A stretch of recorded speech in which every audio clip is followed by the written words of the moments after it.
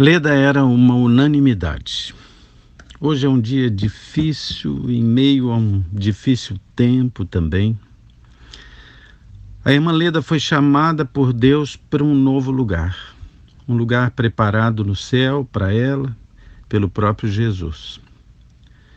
Nós sabemos que é preciosa para Deus a morte dos seus santos. Mas, Pai, como a vida dela era preciosa para nós. A Leda era e é uma unanimidade. Não havia quem não gostasse dela em nossa igreja.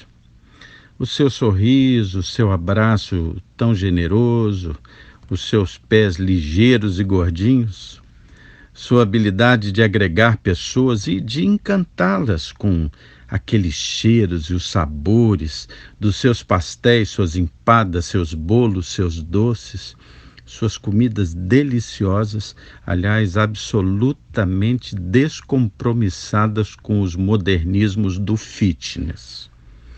Ela amava era ouvir o dos seus queridos e surpreendidos, alimentados pelos sabores que ela produzia.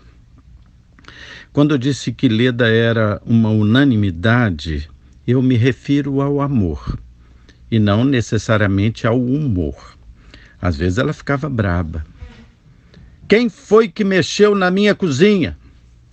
A doce vovó de mais de 80 buscava uma energia lá nos seus 35 que parecia uma tempestade de verão, mas sempre com mais trovoadas do que chuva. Nada que uma palavra carinhosa, um abraço, um beijo não lhe trouxessem de novo o sol e dissipasse as nuvens. Como pastor, eu amei a Leda.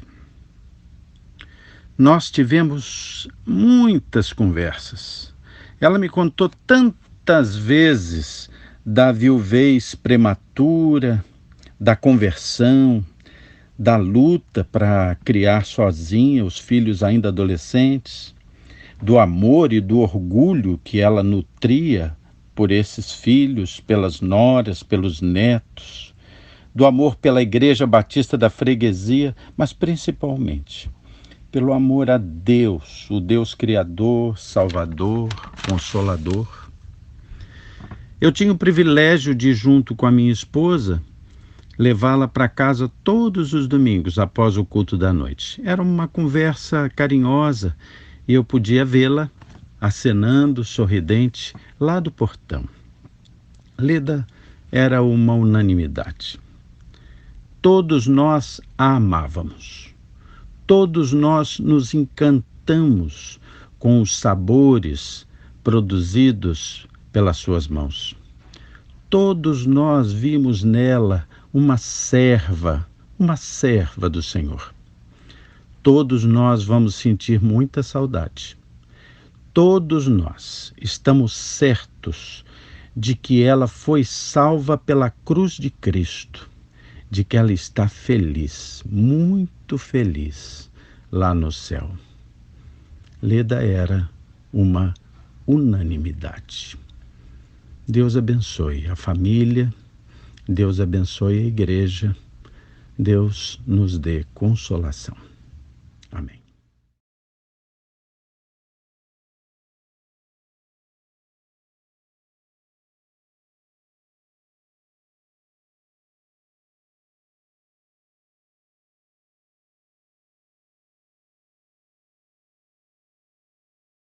Boa noite, queridos da Igreja Batista da Freguesia, na Ilha do Governador. Aqui Rogério Belan, pastor desta igreja. Bem-vindos também vocês que são os amigos que nos assistem, que pertencem a outras igrejas ou não pertencem a nenhuma igreja, mas que estão nos prestigiando com a sua presença nos nossos programas no YouTube. Você pode participar das gravações dos cultos de domingo, você pode participar do culto. É só você se inscrever no 3283-6047 ou 6048, falar com a Kátia e então, com um número limitado de pessoas, nós podemos estar juntos na gravação dos cultos. E você será sempre muito bem-vindo. Nós vamos estar orando hoje pelos profissionais de saúde, pelos nossos governantes, pelos missionários e pastores, pelos mais vulneráveis. Vamos estar orando por aqueles que estão enfermos, pedindo a cura deles, pedindo a misericórdia de Deus por todos eles, né? E estaremos juntos neste oração e ação de hoje, que é o Oração e Ação Estudo Bíblico. Os nossos programas acontecem quarta, quinta e sexta, às 19h30, no Oração e Ação. No domingo, às 9 horas da manhã, nós temos a Escola Bíblica Dominical pelo Zoom. Às 10 horas, o culto matinal. E às 19h30, o culto em família. Você sempre é muito bem-vindo. Inscreva-se no nosso canal, divulgue o nosso canal, divulgue as nossas programações, inscreva-se ali à direita, aperte aquele botãozinho do inscreva-se ali, a palavra inscreva-se, e dê o seu like ou não, como você preferir. Isso nos ajudará a sentir a resposta e nos ajudará junto ao YouTube também. Vamos orar agora. Vamos pedir a bênção de Deus nessa noite e logo depois nós vamos estar dando continuidade ao nosso estudo bíblico. Estamos estudando o Evangelho de João. Hoje nós estaremos começando o capítulo 15 de João. Feche seus olhos, vamos orar então.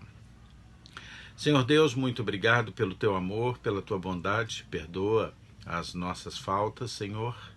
E eu quero suplicar que o Senhor me unja com teu Santo Espírito para trazer um estudo da palavra, uma explicação, ainda que simples, Senhor, mas cheia da presença do teu Santo Espírito, dando discernimento, Pai. Tudo isso te peço e agradeço, em nome de Jesus. Amém. Ok, vamos nós então. Abra sua Bíblia aí em João 15. Evangelho de João, capítulo 15. Hoje nós vamos começar o capítulo 15, nós vamos ler do versículo 1 ao versículo 8. Ok? Preparado? Então vamos lá. Lembre-se que Jesus esteve com seus discípulos no cenáculo, naquela refeição pascal. Ele lavou os pés dos seus discípulos, deu uma grande lição para eles. Disse que estavam diante de um novo mandamento, que eles se amassem uns aos outros, seriam reconhecidos como seus discípulos pela maneira como eles se amassem, amariam como Jesus amou. Depois, no capítulo 14, Jesus lhes traz conforto, lhes promete a vinda do Espírito Santo como outro consolador e afirma, olha, eu vou sempre estar com vocês. Agora, no capítulo 15, depois de ter indicado o traidor, Judas não está mais com eles, Jesus continua essa conversa, não mais no cenáculo, mas já tendo saído. E agora Jesus vai falar sobre a questão da videira e dos ramos. Uma metáfora em que Jesus explica esta relação entre os crentes e Jesus. Vamos lá? João 15, 1. Eu sou a videira verdadeira, e meu Pai é o agricultor. Todo ramo que estando em mim não der fruto, ele o corta, e todo o que dá fruto limpa, para que produza mais fruto ainda. Vós já estáis limpos pela palavra que vos tenho falado. Permanecei em mim, e eu permanecerei em vós. Como não pode o ramo produzir fruto de si mesmo, se não permanecer na videira, assim nem vós o podeis dar, se não permanecerdes em mim. Eu sou a videira, vós os ramos. Quem permanece em mim e eu nele, esse dá muito fruto, porque sem mim nada podeis fazer. Se alguém não permanecer em mim, será lançado fora, à semelhança do ramo, e secará, e o apanham, lançam em fogo e o queimam. Se permanecerdes em mim, e as minhas palavras permanecerem em vós, pedireis o que quiserdes, e vos será feito. Nisto é glorificado meu Pai, em que deis muito fruto, e assim vos tornareis meus discípulos. Aí está a metáfora da videira, ou do tronco da videira, e dos ramos que estão ligados a este tronco de uma videira. Uma videira, como vocês sabem, é um pé de uvas, né? Também conhecido como parreira de uvas.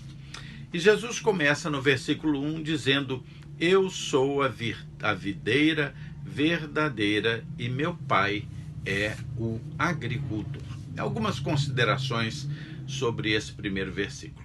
Esse eu sou a videira, Jesus se auto-intitulando a videira. No Velho Testamento, a videira todo o tempo simbolizou o povo de Israel como sendo a videira, o tronco principal de onde fluíam os galhos, né?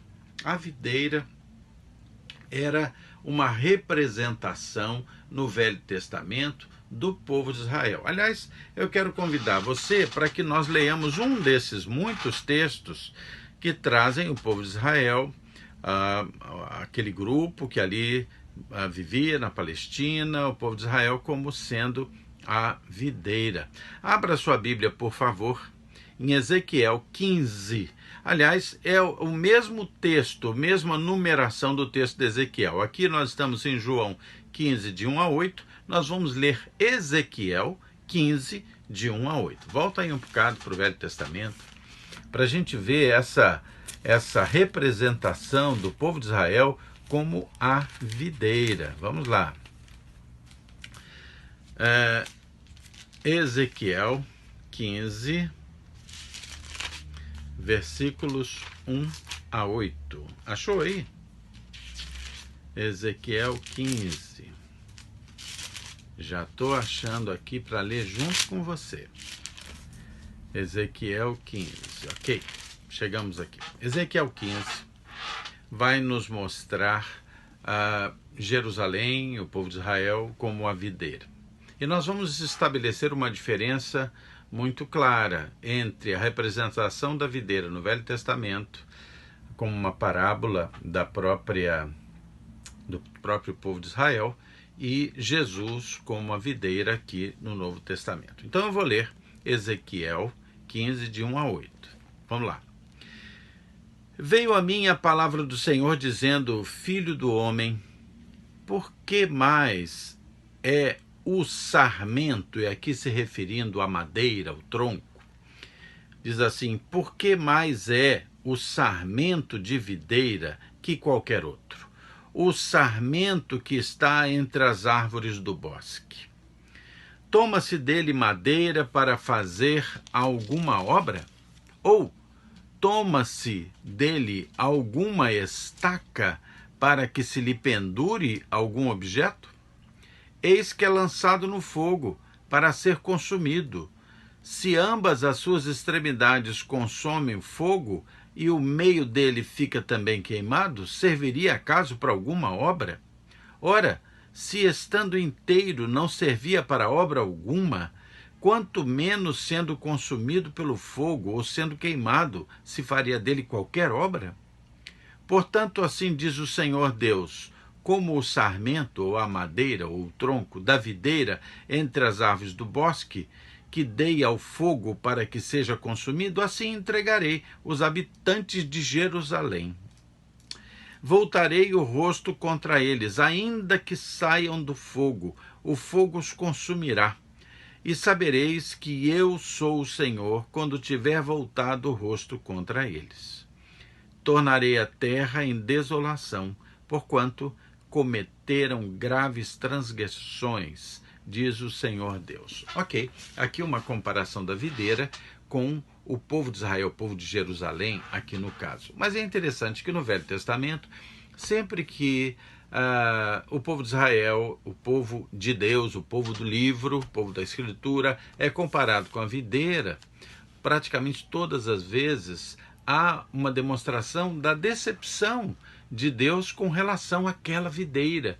Porque, como diz o texto aqui, eles faziam coisas erradas, eles cometiam, aqui como diz o texto em Ezequiel 15:8, cometeram graves transgressões. Era uma videira que decepcionava. Era uma videira que, embora tivesse ali essa parábola, essa metáfora, vamos dizer, essa metáfora da videira como sendo o povo de Israel, era sempre motivo de decepção para Deus e para a história, até pelos erros humanos que cometiam. No entanto, agora Jesus vai se intitular videira aqui no Novo Testamento, mas aí ele vai dizer o seguinte: eu sou a videira verdadeira. A videira perfeita, a videira numa nova situação completa.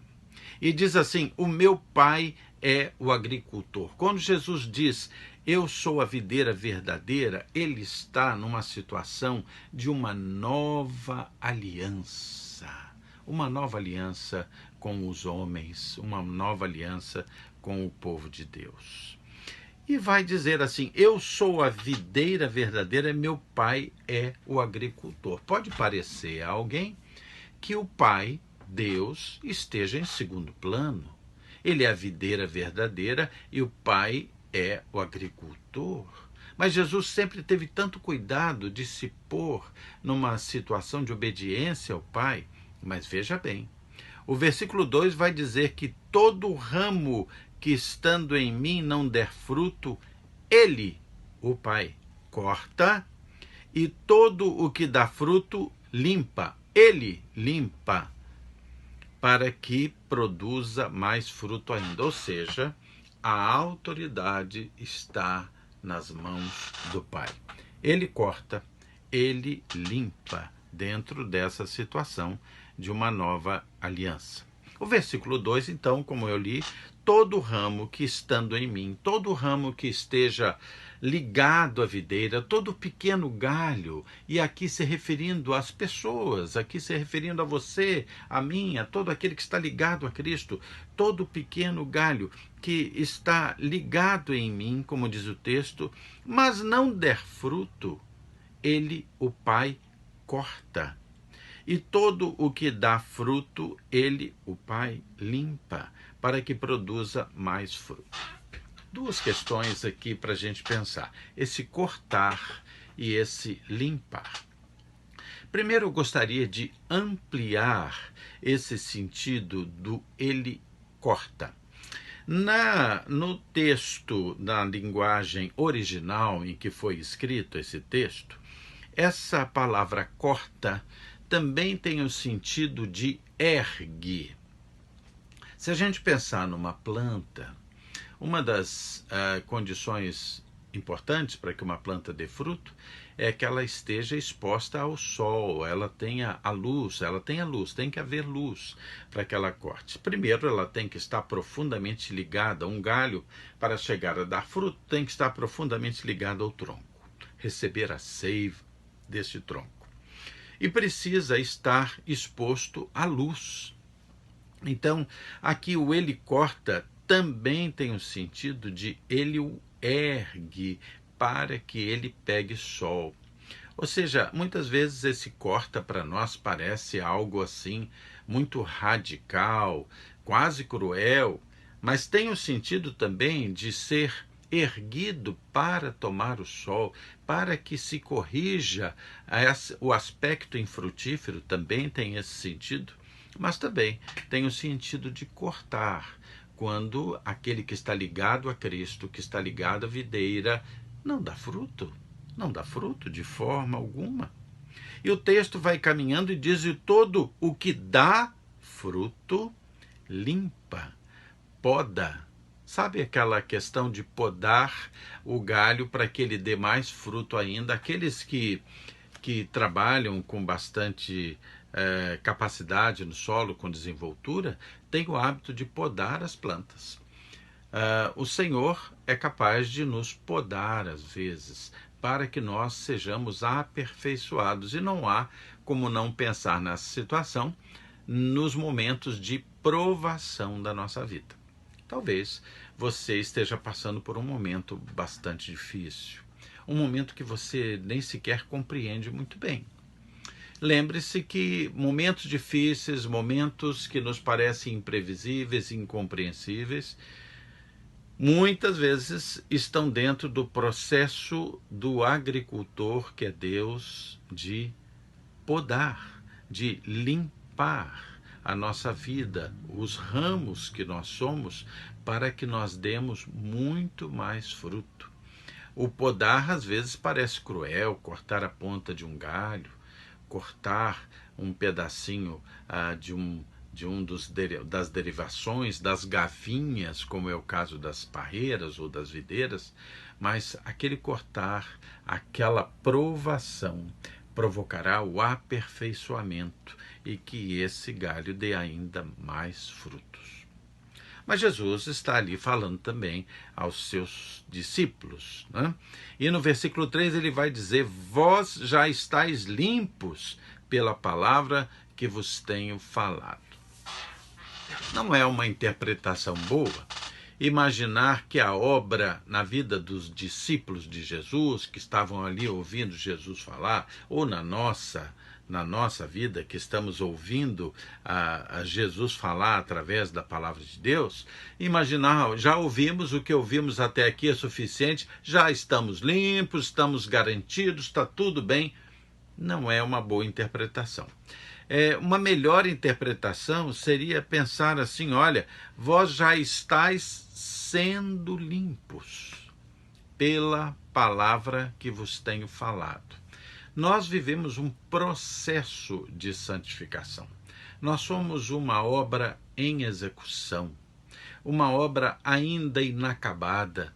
Nós estaremos sendo aperfeiçoados, sendo limpos pela palavra de Deus, por aquilo que aprendemos com o Senhor todos os dias da nossa vida.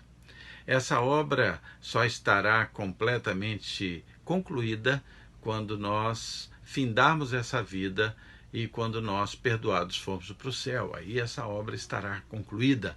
Então, uma melhor visão desse versículo 3, vós já estáis sendo limpos pela palavra que vos tenho falado. Versículo 4, permanecei em mim e eu permanecerei em vós. Como não pode o ramo produzir fruto de si mesmo, se não permanecer na videira? Assim, nem vós o podeis dar, ou seja, dar frutos, se não permanecerdes em mim. Há duas situações interessantes para serem observadas no versículo 4. Primeiro diz: permanecei em mim e eu permanecerei em vós. Ali é uma demonstração do livre-arbítrio, da liberdade de escolha que o Senhor dá àqueles que são os crentes, aqueles que creem no Senhor Jesus Cristo, aqueles que são os ramos que estão ligados ao tronco da videira. Eles são livres. Há a liberdade de permanecer em Cristo ou a liberdade de se afastar de Cristo. Mas ele deixa claro: olha, permanecei em mim e eu permanecerei em vós. Você tem a liberdade de escolher. É sábio escolher permanecer ligado a Cristo. É sábio permanecer aprendendo da sua palavra. É sábio permanecer fazendo a vontade de Deus, porque o Senhor estará com você. Na realidade, o Senhor não se afasta de nós, mas nós, muitas vezes, nos afastamos do Senhor. E ele nos previne aqui nesse versículo: como não pode o ramo produzir fruto de si mesmo, se não permanecer na videira, assim nem vós podeis dar, se não permanecerdes em mim. Se nós quisermos ter frutos virtuosos na nossa vida, se nós quisermos ter o fruto do Espírito Santo no nosso cotidiano, nós precisamos permanecer no Senhor Jesus e na sua palavra. Agora, olha que interessante.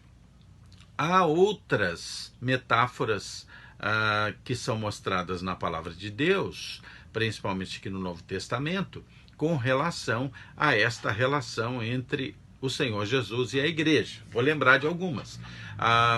Em Efésios, por exemplo, você tem a metáfora que diz que a igreja é a noiva e Jesus é o noivo. Ou a igreja é a esposa e Jesus é o esposo. É uma metáfora.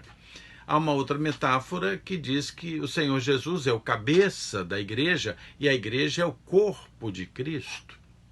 E da mesma maneira que a cabeça e o corpo, se ficarem separados, há morte desta relação, e um corpo não pode agir, não pode ter vida se estiver separado da cabeça.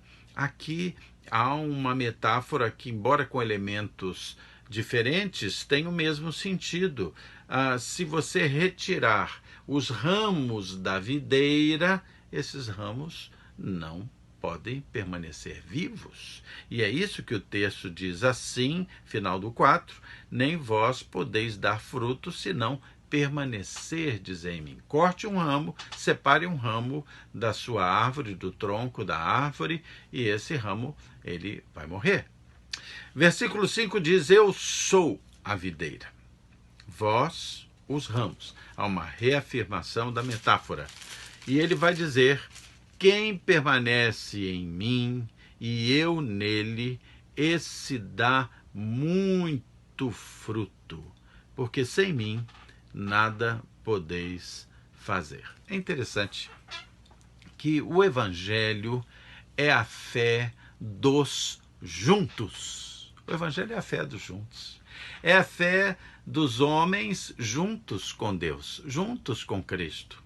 É a fé dos homens juntos entre si. Essa comunhão. O evangelho é a fé dos juntos. E não há como ser ramo da videira longe de Cristo e nem longe dos outros ramos. Não há. Não há como ramos estarem ligados ao tronco se eles não estiverem próximos entre si também, né? Se estamos todos ligados ao tronco que é Cristo, né? Como estar distante uns dos outros? Não é possível. O evangelho é a fé dos juntos.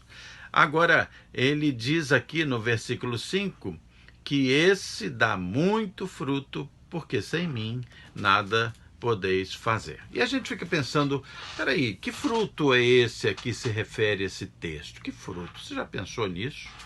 Há muitas possibilidades da consideração desse fruto. Esse fruto pode ser, sem dúvida, a obediência à palavra de Deus. Aqui agora estava se falando no texto anterior, nos versículos anteriores, que vós estáis limpos pela palavra que vos tenho falado, né? Estar limpo, estar em obediência à palavra que vos tenho falado. Os frutos podem ser obediência, mas pode ser também os frutos desta relação entre Cristo e os crentes e as pessoas, ser o grande número de convertidos, de pessoas que conheceram Jesus e aceitaram como Senhor e Salvador. Mas pode também ser o fruto do amor, não é? O fruto do amor. No capítulo 13 ele diz, olha, vocês serão conhecidos como meus discípulos se vos amardes. Certamente o amor é um fruto muito esperado, mas pode ser também o próprio caráter cristão. Vocês lembram lá em Romanos, tantas alusões, em Gálatas, então você tem o fruto do Espírito Santo. Dá uma chegadinha comigo em Gálatas, olha aqui, vamos abrir aí, abre sua Bíblia em Gálatas 5, vamos lá? Para a gente lembrar do fruto do Espírito Santo, é importante a gente lembrar disso. Olha aqui, ó, Gálatas 5, a partir do versículo 22, Gálatas 5, 22, você tem, mas o fruto do Espírito é amor, alegria, paz, paciência, gentileza, bondade, fidelidade, mansidão, domínio próprio. Pode estar se referindo aos frutos do caráter cristão, Os frutos que nós acabamos adquirindo pela comunhão com Cristo, por estarmos ligados a Cristo. Ok, seguindo agora pelo versículo 6, se alguém não permanecer em mim, será lançado fora, à semelhança do ramo, e secará, e o apanham, lançam no fogo e o queimam. Muito bem.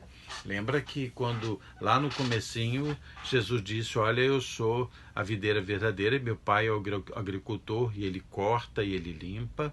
Se nós nos colocamos separados de Jesus, se nós nos colocamos à parte de Jesus, Jesus deixou muito claro no capítulo anterior, João 14, 6, quando ele diz, eu sou o caminho, a verdade e a vida, e ninguém vai ao Pai ou vem ao Pai senão por mim. Estar desligado de Jesus é estar desligado do céu, desligado da salvação. Por isso, aqui o capítulo 6 diz que se alguém não permanecer em mim, será lançado fora. E semelhança do ramo, e secará, e o apanham, e lançam no fogo, e o queimam.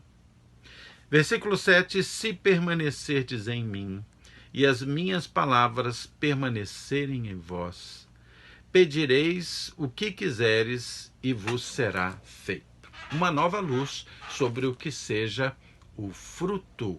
Aqui se refere o texto quando estamos ligados à videira verdadeira, que é Jesus, profundamente ligados. Aqui no versículo 7 a gente percebe a oração, a comunhão de alguém com Jesus. Se permanecerdes em mim, olha a ligação profunda, e as minhas palavras permanecem em vós, pedireis o que quiseres e vos será feito. Estão aqui falando de oração, relação com Deus, pedir a Deus, pedir, agradecer, clamar, oração, uma oração de alguém que está profundamente ligado a Deus. Mas como é que, pastor, a gente está profundamente ligado a Deus? Então a gente pode pedir o que quiser que ele vai nos dar? Ué, querido, se você está profundamente ligado a Deus, se você está dando o fruto desta ligação com Deus, certamente na sua oração você vai pedir coisas que estão dentro da vontade de Deus. E justamente por isso que você terá suas orações completamente atendidas, porque você está pedindo aquilo que você sentiu e entendeu pela sua comunhão que seja a própria vontade de Deus. E o versículo 8 finalmente vai dizer, nisto é glorificado meu Pai, em que deis muito fruto, e assim vos tornareis meus discípulos. Interessante que Jesus diz, olha, uma das maneiras que eu tenho de glorificar ao Pai é ter vocês ligados a mim, profundamente ligados a mim, porque quando vocês estão ligados a mim, vocês dão fruto, bom fruto, e isso glorifica o meu Pai. E isso torna vocês meus discípulos. Ninguém é discípulo se não estiver ligado ao Mestre. A ligação profunda entre você e Cristo faz de você alguém que é glória para o Pai, faz de você alguém que dá frutos, faz de você alguém que está ligado ao Cristo, que é o único caminho, que é a verdade, que é a vida. E você está no caminho do Pai, no caminho do céu. Amém? Na semana que vem, nós vamos estar vendo o texto que segue a partir do versículo 9, e nós devemos estar chegando até o versículo 17 na próxima semana. Muito bem, que bom a gente poder livremente estudar a palavra de Deus e entender qual seja a vontade do Pai e fazer essa vontade. Vamos orar, vamos agradecer a Deus. Muito obrigado por estar junto aqui nessa explanação da palavra de Deus, simples, mas certamente fazendo algo que proporciona um melhor caminho para o entendimento da palavra. Vamos orar. Querido Deus, muito obrigado pelo teu amor, pela tua bondade. Perdoa, Senhor, os nossos pecados, as nossas falhas. Suplico, Senhor, as tuas bênçãos sobre os aniversariantes, as tuas bênçãos sobre aqueles que estão enfermos, que são mais vulneráveis. Tem misericórdia de nós. Senhor, sustenta-nos, conforta-nos. Senhor, cura, Senhor, o teu povo, eu te suplico. Senhor Deus, abençoa os nossos governantes, cuidando, fortalecendo, dando sabedoria aos bons governantes, corrigindo os maus governantes ou retirando-os do poder, Senhor. Dá que nós possamos, Senhor, ser uma nação que vive segundo a tua vontade, que vive segundo o teu propósito, Senhor, em amor. Pai de amor, nós tudo entregamos nas tuas mãos, não porque haja mérito em nós, mas nós pedimos ainda que o Senhor abençoe a todos esses que estão assistindo às nossas programações, que o Espírito Santo de Deus fale ao coraçãozinho deles e que eles possam conhecer Jesus como Senhor e Salvador de suas vidas. Tudo isso eu te peço e agradeço em nome de Jesus. Amém. Queridos, Deus abençoe vocês. Nós vamos estar juntos agora, amanhã, no Oração e Ação dos Jovens. Vai ser muito bom. Amanhã, às 19h30. Até lá.